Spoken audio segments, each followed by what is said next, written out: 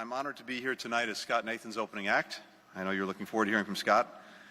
But on a serious note, let me first begin by expressing again the deepest condolences of the United States to the victims of the terrible train crash in Odisha just a week or so ago.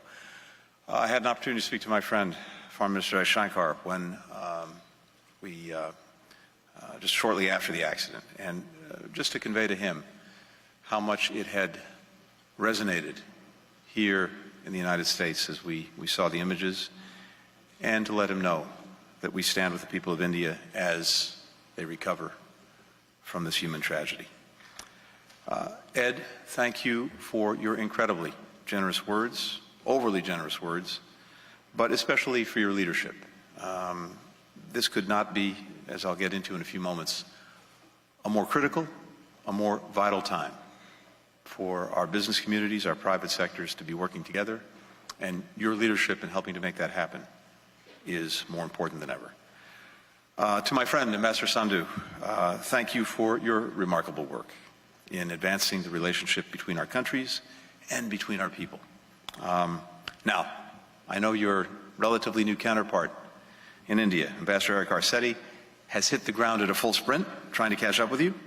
And maybe more important, your teams are working together, coming up with exciting new ways to further the partnership between our countries. I couldn't be more pleased that both India and the United States have remarkable representatives in each other's countries at this time. And to my colleague and friend, Ambassador Kishap, I'm not only grateful for your work here, but for decades of service to your country at the State Department, including as charge in India during the COVID pandemic. I had an opportunity to make one of my first trips in this job to India at that time, and saw the remarkable work that Atul was doing to lead our mission in a very challenging moment, but also to see in that moment the truly extraordinary partnership between India and the United States as we came to each other's assistance during some of the more challenging moments of COVID for each of our countries. And of course, last but not least, thank you to the entire U.S.-India Business Council for all that you do to connect our businesses, to try to foster more innovation, to expand opportunities in both of our countries. So we are here almost literally on the eve of what we believe will be a historic state visit by Prime Minister Modi, one that will further solidify what President Biden has called the defining relationship of the 21st century. Now, this is not something that the President came to yesterday. I've had the immense privilege and pleasure of working for the President for more than 20 years, going back to his time as Chairman of the Senate Foreign Relations Committee. And from that time, I know the premium he's attached to the relationship between our countries and the vision that he's had for the centrality, the importance of that relationship. The road that we've traveled over the last 25 years has been quite extraordinary. And I think it's a testament to the importance that we attach to the relationship, that it's a road that has gone through multiple administrations, Democrat and Republican. We continue to move further down the road of strengthening the partnership between our countries. We saw that in the final years of the Clinton administration, through the Bush administration, the Obama administration, the Trump administration, and now the Biden administration. Simply put, we see this defining relationship as a unique connection between the world's oldest and largest democracies, with a special obligation now to demonstrate that our governments can deliver for and empower all of our citizens. We see all of this in the deep bonds between our people who participate in exchange programs, stream shows like Padma Lakshmi's Top Chef. I know there are a few folks in the audience who do that. But maybe most important, here in the United States, an Indian-American diaspora over 4 million strong and growing stronger every day. We see the importance of the partnership in a shared commitment to address regional and global challenges, promoting health security, working with our Quad partners to build a free, open, secure, prosperous Indo-Pacific, where people, where goods, where ideas can travel freely and rules are applied fairly. I have witnessed India's constructive leadership on these issues up close these last 2.5 years. And I see it in their ambitious agenda at this year's G20, in our new I2U2 group with India, with Israel, with the UAE, the United States, and in probably more than a dozen meetings that I've had with my counterpart, my colleague, my friend, Foreign Minister Jaishankar. I've had the opportunity now to make several trips to India in this job, including one in March where I actually took an auto rickshaw ride that probably gave my security detail a little bit of concern, but we made it through.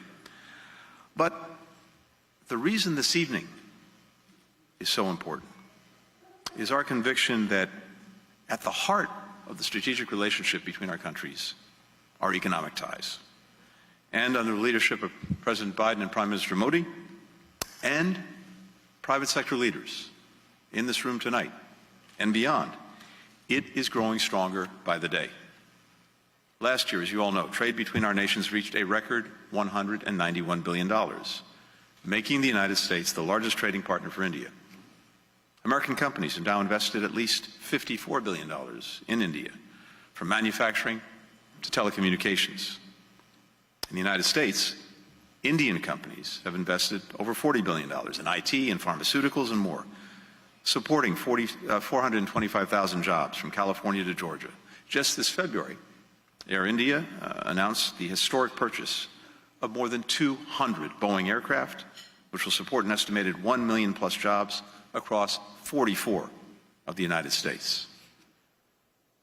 Both the U.S. and India are making transformative investments in our own countries to build our own strength. President Biden's $1.2 trillion bipartisan infrastructure law, followed after that by the CHIPS Act, and as well the Inflation Reduction Act. Prime Minister Modi's 100 trillion rupee infrastructure plan. All of this will make our economies more productive and more attractive for investors. And India has joined 3 pillars of our new Indo-Pacific economic framework, committing to build more resilient supply chains, to seize clean energy opportunities, and to combat corruption and other challenges that undermine the efforts of our governments. Together, we're helping to shape the innovations of the future, but not just the innovations themselves, also, and this is so critical, the norms, the standards and rules that govern them, from artificial intelligence to quantum computing. In January, this Council co-hosted a roundtable where our 2 governments inaugurated a new initiative on critical and emerging technologies. We're elevating and expanding the strategic technology partnership between governments, but also between businesses, between academic institutions in both our countries, because that we believe how technology is designed, how it is used, should be informed by democratic values and respect for human rights. Central to all of this cooperation is diversifying and deepening our supply chains with trusted countries, while also reducing strategic dependencies. My friend and colleague, Secretary of Commerce Raimondo, and her counterpart, Minister Goyal, recently established a partnership to make our semiconductor supply chains more resilient. In Tamil Nadu, the U.S. International Development Finance Corporation, and you'll hear from Scott in a little while, provided $500 million to help a leading American company build a solar manufacturing facility. This project will power roughly 30 million light bulbs in homes, in schools, in businesses across India. It will create over 1,000 jobs for Indians and Americans, and, maybe most significantly, it will shift a key component of our clean energy supply chains to a close partner. That's what we mean when we say we are building more resilient, more diversified supply chains. Finally, we are investing in our people. The U.S. and India's education systems have produced the leaders of some of our most iconic companies, from Google to Infosys, not to mention former MasterCard CEO Ajay Banga, who is now, of course, the new president of the World Bank and one-time president of the U.S. IBC. Indian Americans have created a third of all immigrant-funded startups in the United States. Think about that for a minute. That is extraordinarily powerful. And maybe most significant for the future of ties between our countries. We have more than 200,000 Indians studying in American universities, making India the second largest source of international students in the United States, and we want to continue encouraging that remarkable dynamism. This is how you build the bridges of the future. At Howard University last year, when Foreign Minister Jaishankar was visiting, the two of us went there together, and we announced an education and skills development working group to try to address skills gaps, to promote vocational training, to spur entrepreneurship in our countries. Whether it's investing and inventing new technologies, whether it's combating the climate crisis, whether it's helping to build more inclusive economies, I have tremendous confidence that the rising generation of Indians, the rising generation of Americans, will take the relationship between us to new heights. And in doing that, they will not only benefit our countries, they will benefit the entire world.